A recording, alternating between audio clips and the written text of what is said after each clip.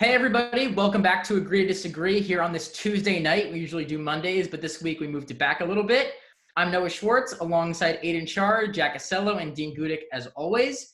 Today we've got a packed show for you all. We've got some NHL talk as they took some pretty advanced steps today in their search to get back and have a season. The NBA, they also have taken some steps as well. We'll talk about the NBA. We'll do a sport goal. We'll do our winners and losers. So let's get right into it.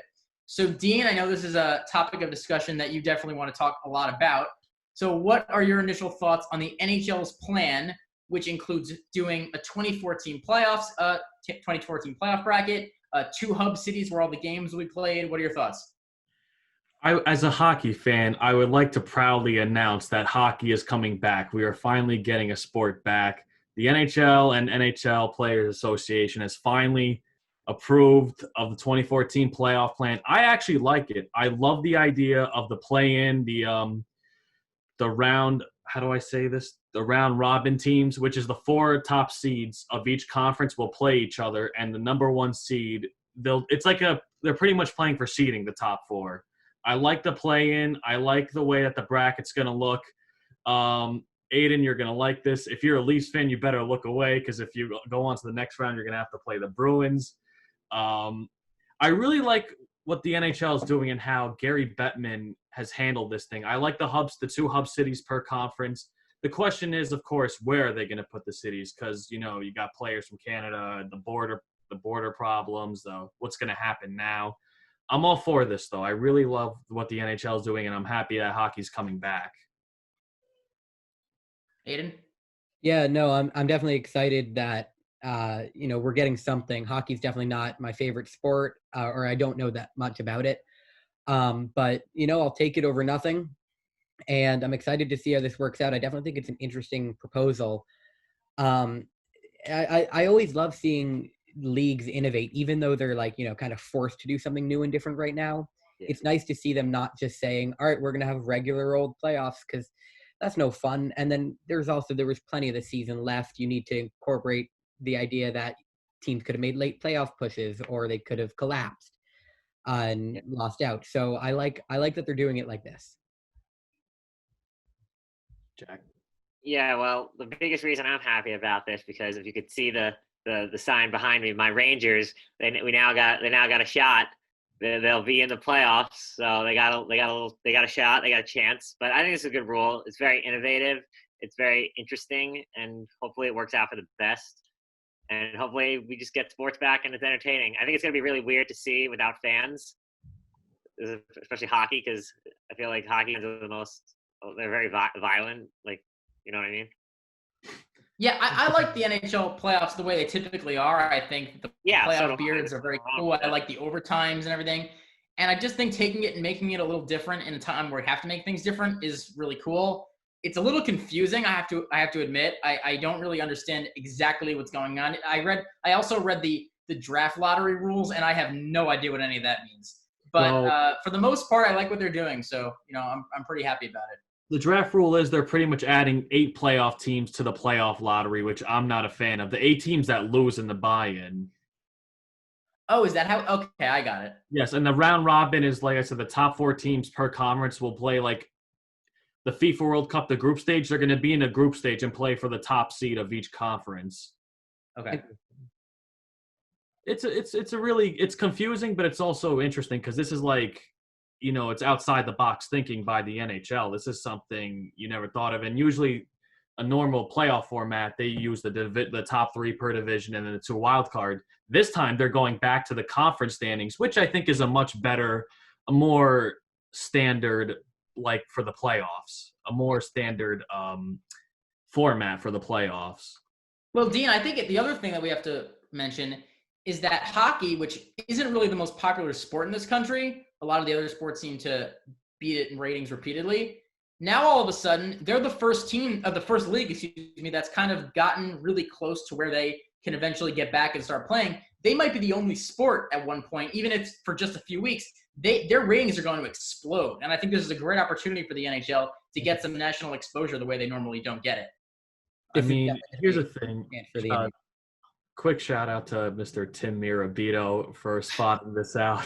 The NHL isn't distributed enough in the United States, I believe. Like in Canada. Don't get me wrong, it's not the number one I agree sport. with that 100%.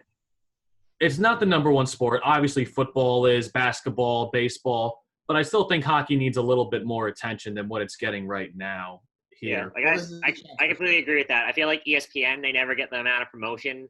The NHL never gets the same amount of promotion that the NBA does or the NFL does from ESPN. They never talk about it on shows like First Take or Undisputed. It's like so behind all of those. It's also like, more so than any of the other big sports. Hockey is almost entirely in the Northeast. Like so few teams are outside of, the Northeast, like corner of the United States and Canada. Because of that, there's just not a lot of exposure to it outside of, where we live. And especially in, college and in high school, in terms of high school hockey, if you're from the northeast, you might be playing it in college and high school. But if you're not, like, there's not a chance that you'd be playing hockey if you grew up in Texas or Arizona. Yeah, hardly any. It's more likely in the north to play hockey than the south. Right, it's a cold weather sport, and I just think this is a good opportunity for the NHL to get out there in a way that they normally cannot. They're gonna get a big spotlight. Even the biggest hockey haters are gonna be paying attention to it. Facts. People just want to see live sports, right? I mean, I think just people want to see something's better than athlete action. We all want to see sports at this point. Yeah. Another interesting. So the round 1 and 2 of the playoffs there's a possibility that the first 2 rounds will be a best of 5, and reseeding after round 1 is a possibility. The NHL is not sure if they do that, but there's the possibility of reseeding and the best of 5 in the first 2 rounds, which I understand. I like the idea of reseeding. I like it too. So we'll move on to the next topic in a second, but before we do, now that we are pretty sure that hockey's coming back, who is going to be holding up the Stanley Cup by the time the season finally is over? The Bruins. Go Boston. The Rangers. Aidan, you're not going to like this. Okay. The Colorado Avalanche. I like Boston too. I saw them play against the Islanders live this year when I went to an Islander game, and they are pretty good. They are. I like Boston too, but I'm only saying Colorado because of the. No, for real, I agree with you guys. For the record, we do have now 2 people from Boston hating areas have it on video saying that they like Boston. So I'm using that as blackmail. If not Boston, I would say Tampa Bay. I think I didn't say I like them. I just said I think they're gonna win. Yep. Yeah, me neither. But I like Tampa Bay a lot. I mean, we saw Virginia last year as the number 1 overall seed lose to UMBC, and then they won the championship next year. Maybe the Tampa Bay Lightning could make a similar comeback after their historic year and then brutal playoff loss or playoff exit last year. That could happen. The Lightning are a good team. Yeah. All right, on to the NBA now for our second topic of the night. And this is about an NBA playoff proposal that I think was brought up first by Brian Windhorst. It's been rumored a lot over the last few years, but it's gained a lot of steam the last couple of days. And it's if we want to possibly go straight to the postseason when the league comes back and then go from seeds number 1 all the way to 16, regardless of conference. We'll have 2 sides of the bracket, and the teams will not be separated by conference at all, just by their record. The best 16 teams in the league will make it. The bottom 14 will not, and that will be our playoffs. Do you guys like this format? Do you guys think we should do the traditional way with conferences? What are you thinking? Hi, Jack. So when it comes to just going straight into the postseason, I'm not a fan of that, mainly because it's just unfair to teams like the Trailblazers, and they were covering this on ESPN earlier today. Like, Damian Lillard isn't in favor of it because they're 3 games behind. But I think a lot of people, and I totally thought the Blazers were going to catch the Pelicans, and I thought they were going to get into the playoffs. And I think they're better just in general, and they're more experienced. But they're 3 games back, and they're not going to have any time, and they would have had 15 games. I think what the NBA should do, instead of going straight into the postseason, before that, they should have a little play to get in, like from seed 8 to seed 12, maybe. And they should fight for each side of the conference. Yeah, okay. Both conferences. And I'm particularly just not a fan in the 1 through 16. I like the way that I think the NBA playoff bracket is very good, and I don't really would want them to change it. And if there's any chance that we can avoid Clippers versus Lakers conference finals, I don't want there to be any chance of that. So I wanted to stick to conferences.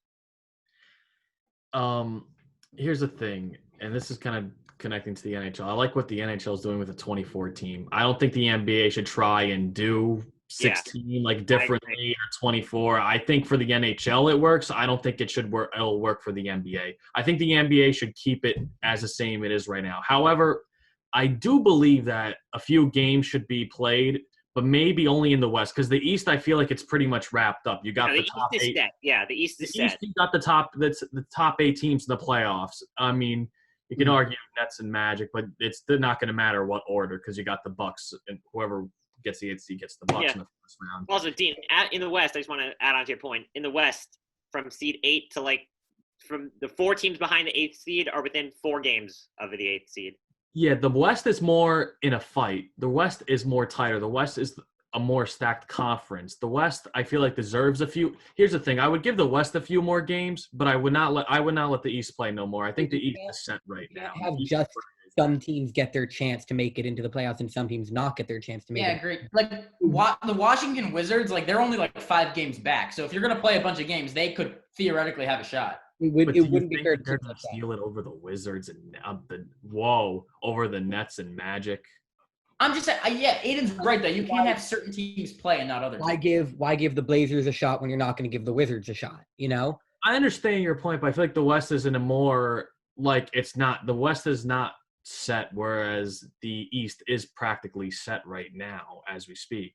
So, Dean, how many games would you recommend them play before the playoffs?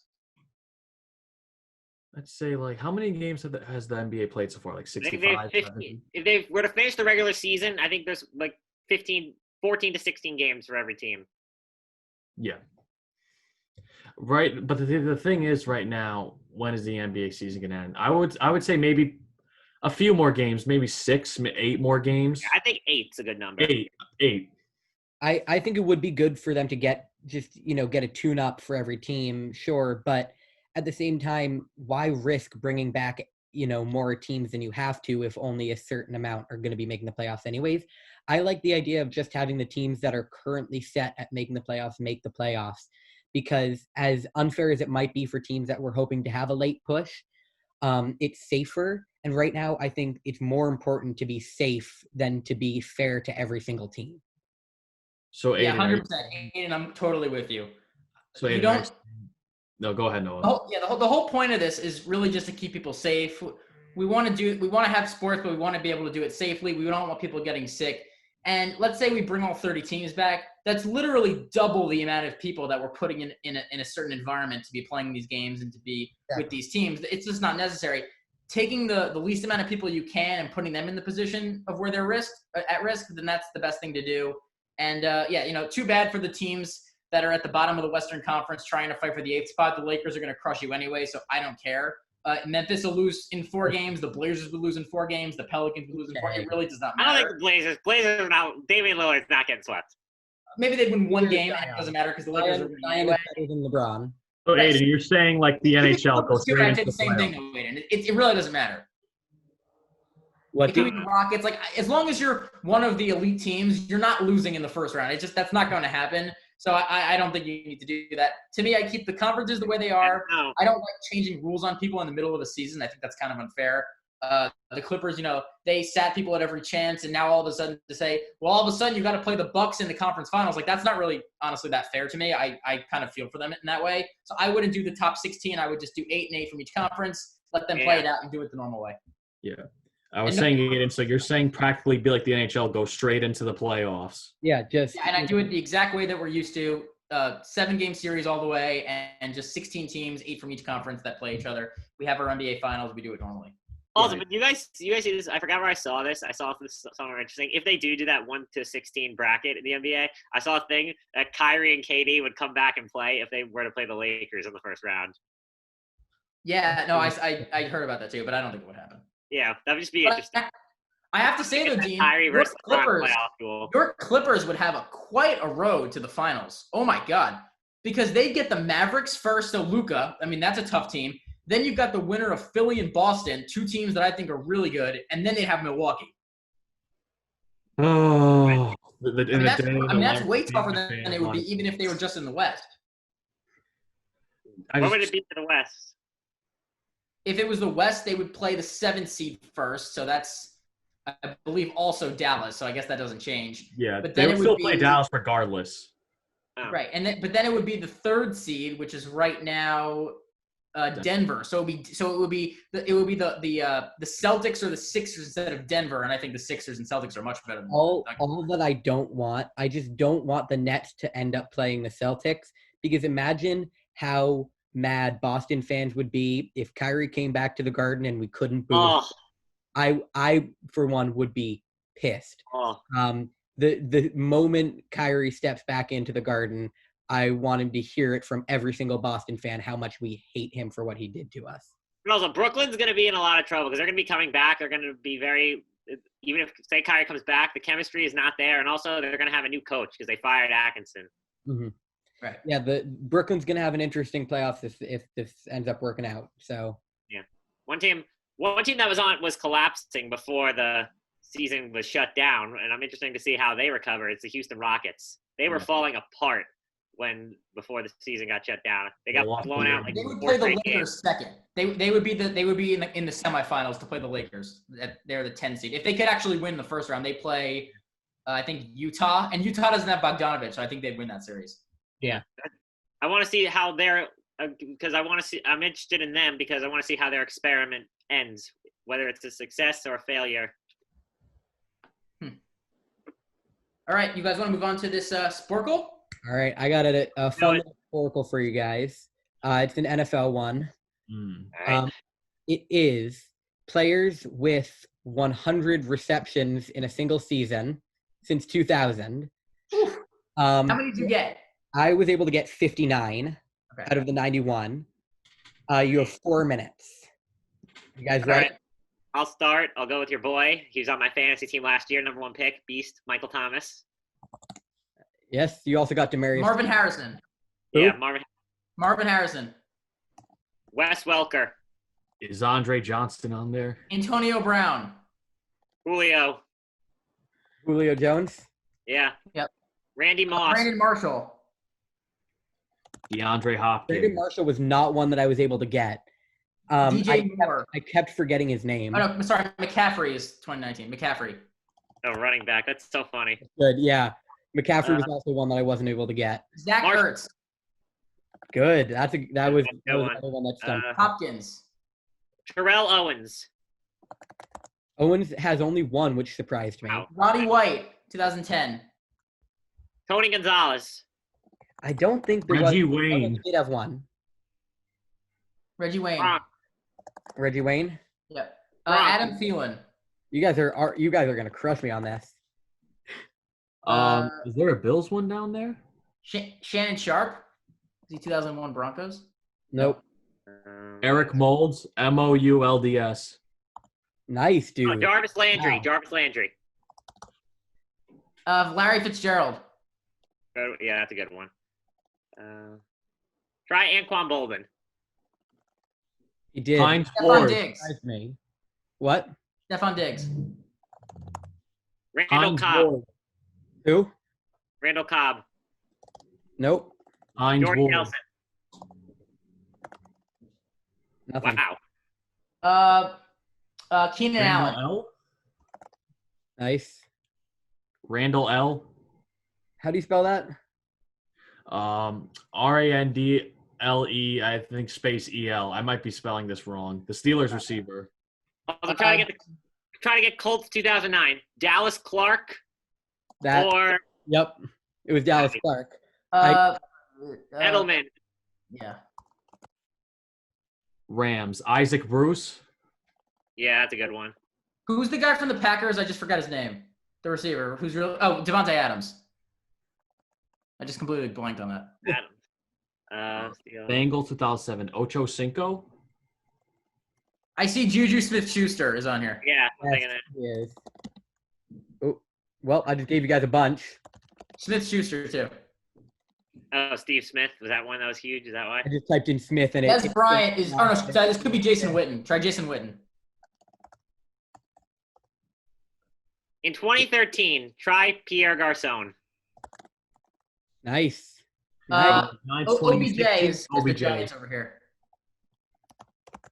Emmanuel Sanders, 2014 Broncos. Steve Smith. Smith already went in, I think. Oh. For Bears, 2014 Alshon Jeffrey. Oh, yeah. Oh, no. No, I spelled it wrong. Chiefs. Wow. Tyreek Hill. Nope. Oh wow. Travis Kelce. There we go. Ravens. Who's Ravens 07? I got a couple of these that you guys didn't, but Still time. Hang on. 30 seconds. For Bears, try Matt Forte. It's just a gamble. Yep, that was one. There you go. Nice job, Jack. Who's Bengals 07? You're not gonna get that one. I have no idea. Ravens 07, 07. I don't know. Yeah, I have no idea. Ravens 07. 05. All right, we're done. 10 to 5 seconds. You don't want to try for those last 7? No, we have 4 seconds anyway.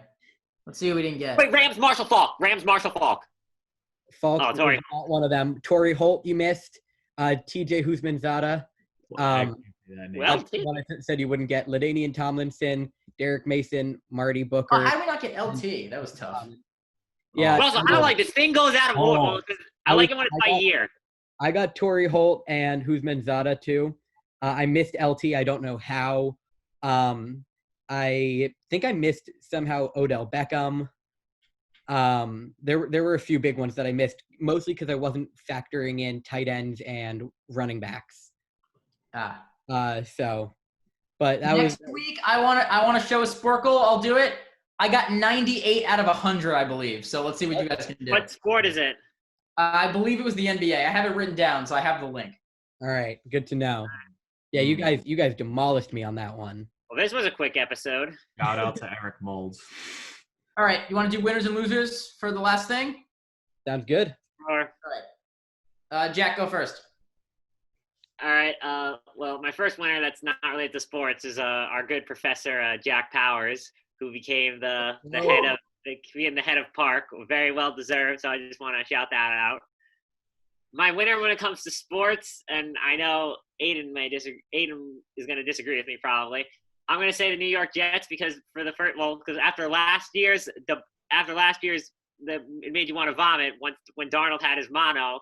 The quarterback situation was very, very ugly, and the Jets have hopefully secured a very solid backup who's been very, very critical games. He's won a Super Bowl in Joe Flacco. I think that's going to help, and I think he'll also be a very good mentor to Sam Darnold and the 4th round pick that they drafted, the project James Morgan. So I think that's a very good move by the Jets. No, I actually agree. I do think that it's always good to have a backup. The Saints showed everybody last year why it's important. Yeah. Flacco will be a good backup to Darnold. Yep. What you got? All right, Dean, go ahead. My loser is Tom Brady and Phil Mickelson. Yeah, baby. As I'm very proud to say that. So I was a little concerned near the end. I like this version of Tom Brady in Tampa, starting off with a loss. It was 3 up and into 1 up, and when Tom Brady mentioned Tiger being in Falcons colors, it got me a little worried, thinking this better not be another choke job, and I don't want to hear about another Tom Brady comeback. Granted, he had a nice shot, and I think it was a 7th hole. I was happy that Tiger Woods and Peyton Manning got to hold on, and I loved the trash talk in the event. I loved how the event went, especially through the rain. Yeah, that was really good. I'm not a golf fan myself, but I'm not gonna lie. I enjoyed that event. It's interesting also because it was like big name athletes, big names. It definitely helped because they were all mic'd up. You could hear them the whole time. Yeah, my favorite thing of all the trash talk was I love before the match started, they were warming up. They asked Peyton Manning, who would you bring on as your caddy? He's like, I'm thinking either my brother Eli or I'd go with Nick Foles. He's mentioned Bill Belichick too. Yeah, that was hysterical. I gotta say, the best line I heard about all of this was this morning on my favorite show in the morning, First Things First on FS1. Nick Wright said this. He must have heard it from somebody. He heard somebody say to him after, did you see when Brady ripped his pants open after he made that crazy shot? He said that Julian Edelman would buy him another pair. I was cracking up when I heard that. Well, also, just another thing. I just brought this up. We're talking about Tom Brady, Peyton Manning. I'm thinking quarterbacks. Do you guys see that report that the Cowboys offered $45 million to Dak? Or like I saw something with that. Unbelievable. That is Not believable. ridiculous, I don't think man. there's any quarterback in history that would turn down a $45 million deal, much less someone Yeah. named Dak Prescott who is not worth $45 million. Yeah. That's Mahomes money right there. Yeah, I'm gonna say if Dak signs that, there's two quarterbacks that should be jumping for joy, and that's Patrick Mahomes and Deshaun Watson. Oh, if Dak Prescott somehow gets $45 million a year, Pat Mahomes is Lamar going to get Jackson. the fattest paycheck of his life. And Watson, both of them deserve it. Even Russell Wilson. I was going to say Russell Wilson or Lamar. No, Russell Wilson's already the highest paid quarterback. Oh, man. All right, Aidan, your winner. My winner?